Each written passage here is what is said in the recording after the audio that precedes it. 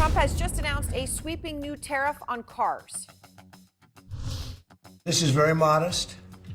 And what we're going to be doing is a 25% tariff on all cars that are not made in the United States. If they're made in the United States, there's absolutely no tariff. What if the quietest country in the world just flipped the global economy upside down without firing a single shot? While everyone was watching China, it was Canada that pulled the trigger. In less than 24 hours, the North American auto industry was thrown into chaos. Tesla's lifeline cut, Ford's factories slowed. The American dream of clean energy and economic revival hijacked by a country we thought we could trust. This isn't a headline, it's a blueprint for collapse. And it started with one signature in Ottawa. How did Tesla become the first casualty? Why is Japan building America's cars now? And what if this isn't just a trade war, but the final unraveling of U.S. industrial power? What's happening?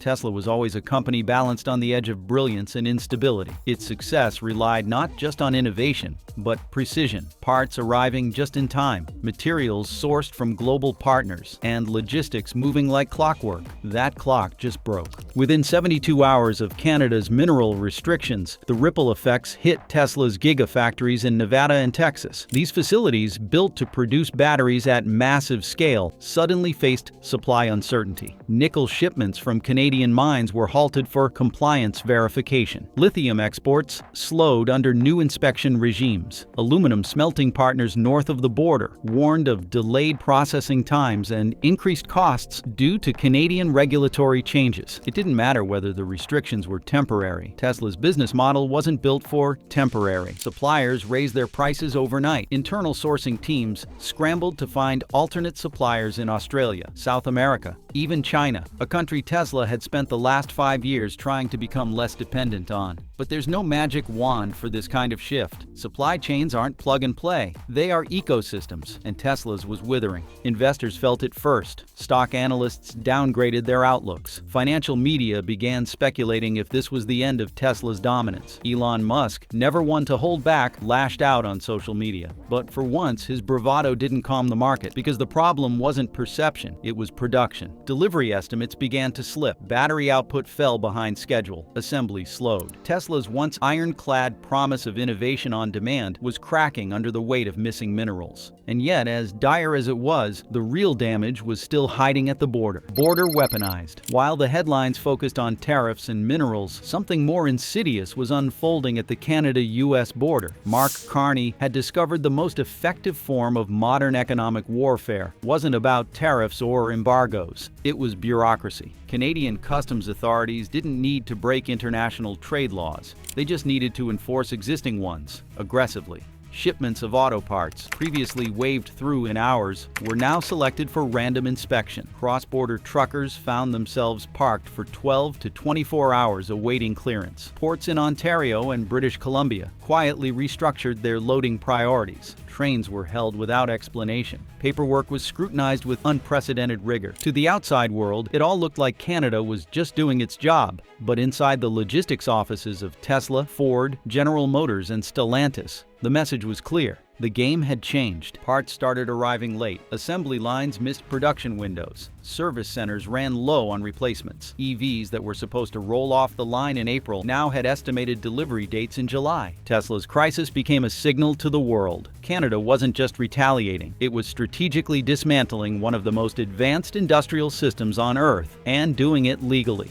China watched, so did Japan. Germany sent economic observers. This wasn't just a trade spat, this was a masterclass in soft retaliation. And the ripple hit every dealership in America. EV war begins. Then came the real hammer blow. Canada's new Democratic Party, emboldened by the chaos and backed by rising nationalist sentiment, pushed forward legislation that would rock the electric vehicle industry to its core. A 100% tariff on all Tesla imports into Canada, effective immediately. But that wasn't all. The bill also introduced a $10,000 subsidy for any EV built entirely within Canada. The two moves combined created a seismic shift. Tesla wasn't just blocked, it was replaced. Ford, already building EVs in Ontario, saw demand spike. General Motors, with battery operations north of the border, was now the darling of Canadian regulators. Even Volkswagen announced it would accelerate its Ontario battery facility timeline. Tesla, it became a pariah, priced out of the Canadian market, denied access to key subsidies, and locked out of the minerals it once relied on. This wasn't just a policy, it was war, not conventional war, not tariff war. This was green nationalism, a radical new strategy where climate language becomes the weapon and industrial dominance the prize, where carbon neutrality isn't a moral goal but a nationalist one, and where Tesla,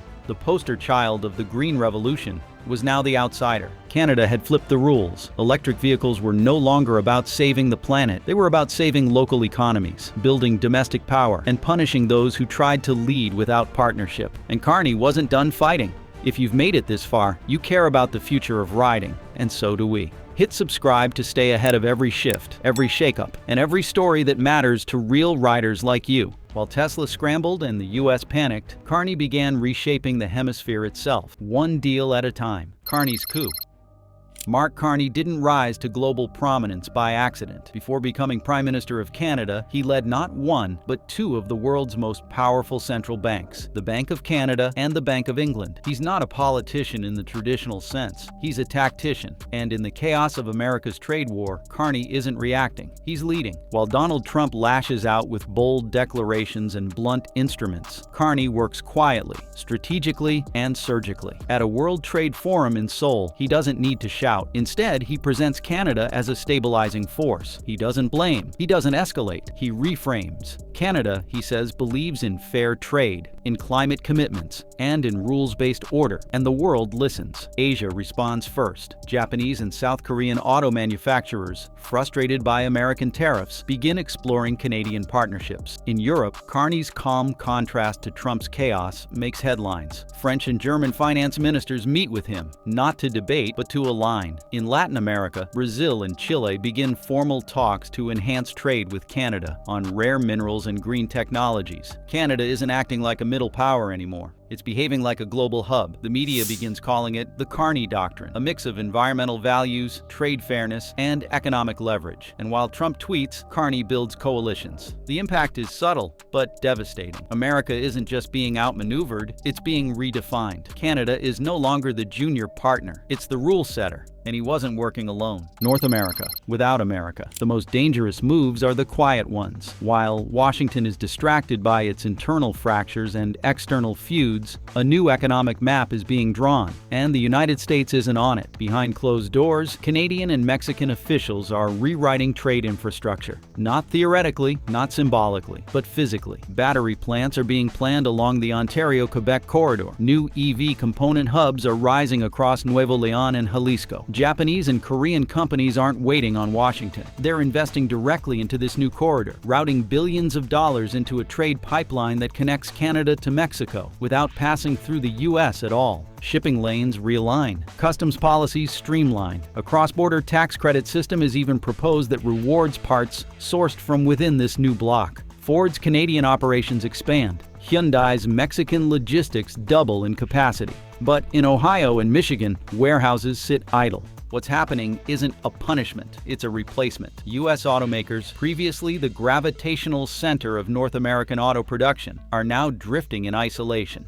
They're not left out by accident, they're being written out by design. And then Europe picked a side. Europe walks away from American cars. There was a time Europe looked westward for direction. Made in America wasn't just a label, it was a promise of power, of progress, of partnership. But somewhere between the tariffs, the walkouts, and the whiplash politics, that promise turned into a warning. Now Europe isn't retaliating, it's evolving. While Washington plays economic roulette, Brussels is playing the long game. Germany pulls the plug on a planned Volkswagen factory in Georgia and repositions it in the Netherlands, closer to home, closer to stability. Renault turns away from U.S. suppliers and signs contracts in South Korea. The United Kingdom quietly considers excluding U.S.-made EVs from its climate subsidy program, not out of spite, but out of prudence. America hasn't just become unreliable, it's become become irrelevant in key boardrooms. A European trade official put it bluntly, "We've outgrown dependency on countries that can't outgrow their own politics." The market reflects that shift. Ford's momentum fades. GM's comeback in Europe flatlines. Tesla, once a darling, watches ad budgets dry up in Germany and France. It's not a backlash, it's boredom.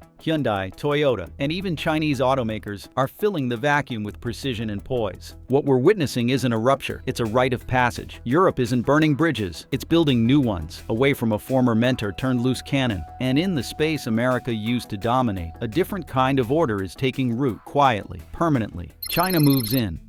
While America fights its allies and isolates its industries, China sees an opening, and it doesn't walk through it. It storms in. The first strike is inked quietly, an agreement between Chinese battery manufacturer CATL and a Quebec-based mining company for long-term access to lithium and cobalt. Then comes the infrastructure play. BYD, China's fastest-growing EV brand, announces a multi-billion-dollar plant to be built in Monterrey, Mexico. Within weeks, NIO follows, securing a joint venture with Canadian suppliers to produce aluminum casings and battery modules. These are not small moves. These are global chess pieces being repositioned. What makes it more alarming is that these Chinese companies are building their supply chains inside North America, specifically to exploit the US-Mexico-Canada trade framework. If built in Mexico or Canada, their EVs qualify for reduced tariffs when sold in the US, even if the parts are Chinese. China didn't confront American manufacturing, it replaced it. Ford and GM can't match China's vertical integration. Tesla now faces home turf competition, but without the subsidies and with a broken supply chain.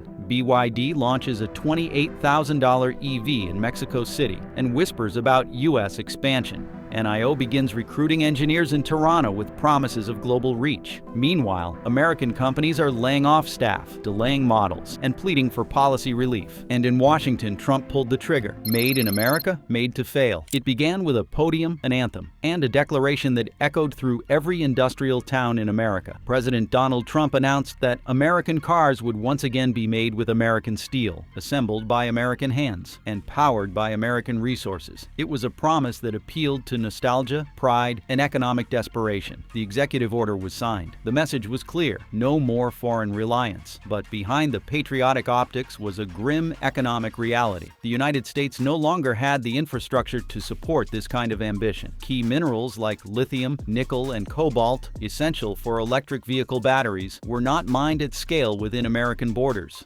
Decades of offshoring and environmental resistance had gutted domestic mining efforts. What remained was expensive, fragmented, and decades behind global competitors. Factories faced another brutal truth. The skilled labor force that once powered the Midwest was gone. Welders had retired. Machinists had moved on. Line operators now worked in service jobs or left towns entirely. And with immigration crackdowns tightening the labor pool even further, companies couldn't even hire enough workers to reopen shuttered plants. Within weeks, the consequences became visible. Factory floors meant to roar back to life remained silent. Equipment lay idle. Plans to rebuild domestic supply chains were delayed indefinitely. What was framed as an industrial comeback was, in reality, a logistical nightmare. Patriotism doesn't weld steel. It doesn't refine nickel. It doesn't train electricians. Auto manufacturers issued cautious press releases. Industry insiders rang the alarm. But the administration stayed the course, pushing harder, louder, as if volume could overcome vacancy. The result? A nation primed for revival suddenly found itself choking on its own ambition. And then the machine stopped, the factory shutdown spiral.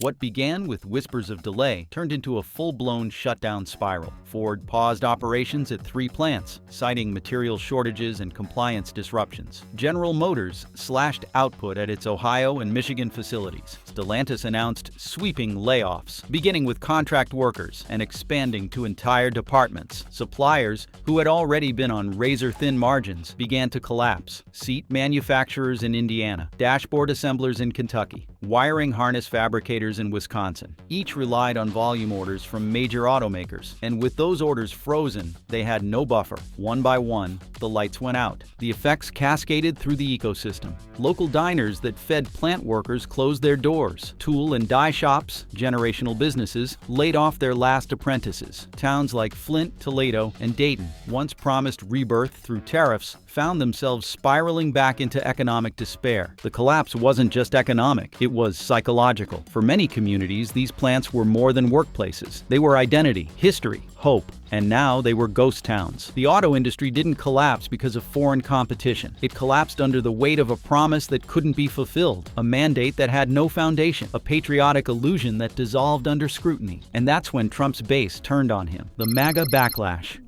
It started with a single viral video, a laid-off welder from Michigan standing in front of his locked plant, MAGA hat in hand, asking, "Where's my job now, Mr. President?" The video sparked a wave of confessions, anger, and grief from across the Rust Belt. Facebook groups once dedicated to Trump 2024 turned into forums for economic pain. Reddit threads filled with photos of foreclosure notices, repossessed trucks, and letters of termination. These weren't political operatives. They were factory workers, truck drivers, assembly line veterans, and they were furious. For years, they had defended tariffs. They believed in America first. They voted against their own economic interests, trusting the promise that their loyalty would be rewarded with jobs, wages, and dignity. Now they felt betrayed, not by globalization, not by Mexico, not by China, but by the very politician who promised them salvation. Rallies became protests. Chants turned into accusations. Former Trump supporters began showing up at town halls demanding answers, accountability, and a reversal of policies they once cheered. Conservative talk radio cracked. Right-wing columnists began voicing doubt. Republican lawmakers in swing states distanced themselves, worried about re-election. The Republican base didn't just fracture, it erupted. Trump had ignited a fire in working-class America.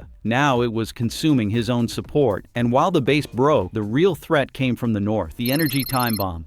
In Ottawa, Prime Minister Mark Carney didn't issue a threat. He didn't need to. All it took was a carefully worded statement about reviewing energy export frameworks, and the markets lost their minds. Canada is the largest foreign supplier of oil to the United States. It also provides substantial hydroelectric power to northeastern states like New York, Vermont, and Maine. And suddenly, everyone realized just how fragile American energy independence really was. Gasoline prices jumped by 70 cents per gallon in less than 2 weeks. The Midwest saw rolling blackouts due to grid instability. Governors scrambled to reassure citizens while quietly begging Ottawa for reassurances. Carney, ever the diplomat, remained silent, but the message was received. Canada didn't need to weaponize energy. The threat alone was enough. Wall Street analysts began adjusting forecasts. Energy companies paused expansion plans. Investors braced for the worst. Washington, it had no plan. America's industrial engine didn't just lose its fuel, it lost its confidence. And now the real victims stepped into the spotlight. Consumers get crushed. Across the United States, car dealerships are no longer places of excitement and choice. They are silent, half-lit showrooms filled with unsold vehicles and dwindling foot traffic. What was once considered a rite of passage, buying a new car,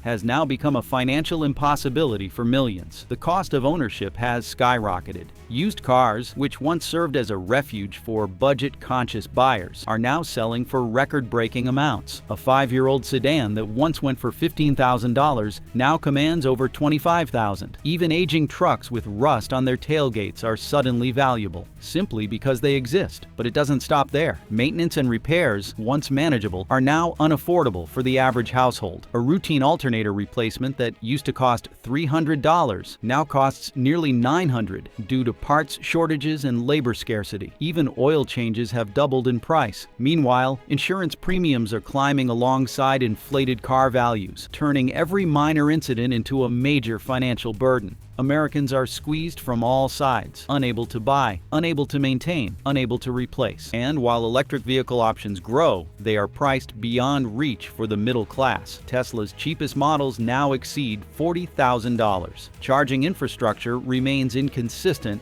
outside of cities. For rural America, the promise of the electric future is just another headline, not a reality. This isn't just economic pain, it's cultural disintegration. Car ownership has long symbolized American independence. Now, the dream of the open road is slipping away. Families are downsizing, delaying purchases, or walking away from car ownership entirely. Rideshare signups are rising. Used bike sales are up. For many, it's not just about getting from place to place. It's about losing a piece of their identity. But the people who built those wheels, they're gone too. The skilled labor shortage. The engines have stopped, not because of lack of demand, but because no one is left to build them. For decades, America devalued vocational trades in favor of 4-year degrees: welding, machining, auto diagnostics. These were labeled as fallback careers, not aspirational ones. But now the cost of that cultural neglect is coming due, and the timing could not be worse. The average age of American skilled workers is over 50. Retirement is emptying out the trades faster than they can be replaced. Meanwhile, harsh immigration policies have shrunk the pool of foreign-born labor that once filled the gaps. Apprenticeship programs are underfunded, under-enrolled, and under-promoted. High schools have gutted shop classes.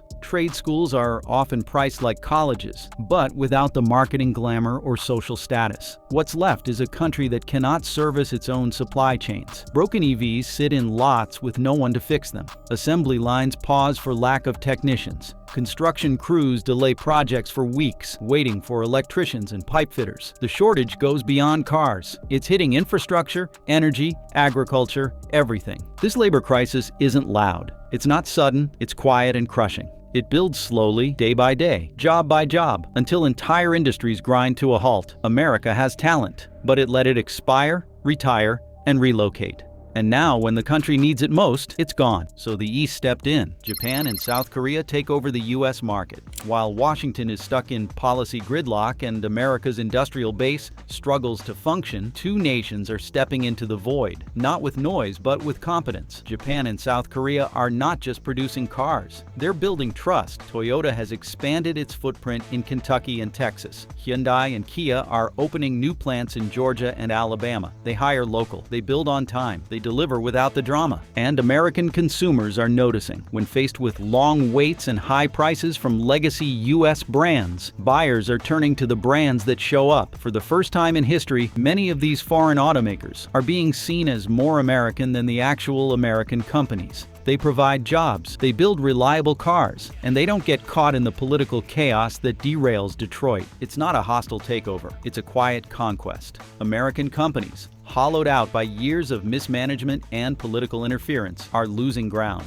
Ford, GM, and Stellantis are facing shrinking market share. Dealerships are transitioning their inventory strategies, favoring Asian-made cars over traditional domestic ones. It's a shift not just in supply, but in allegiance. And the final question isn't how, it's how long. End of the empire. Is U.S. auto power gone forever? There was a time when American roads were paved with pride, when every rumbling engine echoed with the legacy of Detroit, when the phrase "Made in America" meant something. That time is slipping into memory. Today, the global auto industry is realigning, and the United States is no longer at its center. Europe has turned inward, prioritizing its own domestic industries and regional supply chains. Asia is soaring. China has leapfrogged in electric vehicle production. Japan and South Korea now dominate the mid-tier and premium markets. Even India is catching up, rapidly developing its EV and compact car segments. And then there's Canada, once the quiet neighbor, now the chessmaster of North American trade. Under Mark Carney's leadership, Canada has executed a blueprint that not only protected its economy, but exposed America's. What began as a targeted tariff has evolved into a full-scale redrawing of global trade lines.